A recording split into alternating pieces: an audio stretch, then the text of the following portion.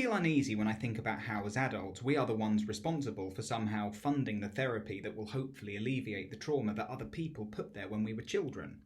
At a time, we were too young to understand what was happening to us, and too young to comprehend the sheer injustice of others setting us up for a life of suffering, whilst they walk free without consequences, without awareness of what they have done, and therefore without a guilty conscience.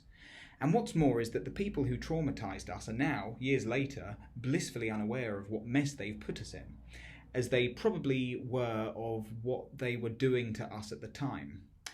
They're like inverted thieves, giving us things we don't need, as opposed to actual thieves who take things that we do need.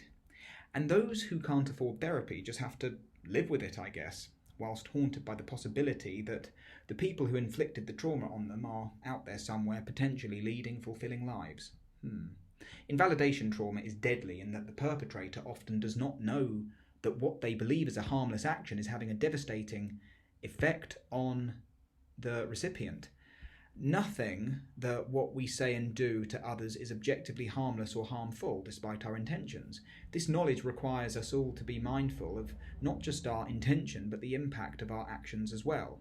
This, in my view, can only motivate us all to understand one another more. Recognising that we all respond to the world so very differently can be life-changing for us as the recipients of people's treatment and the people on the receiving end of our own treatment. If you live in constant agony brought on by something you believe was a trivial event, I invite you to understand that your feelings are completely valid. You are not overreacting, you are responding accordingly. You only invalidate yourself because other people have made you feel awful about yourself to reacting in a way they believe is disproportionate to what happened to you.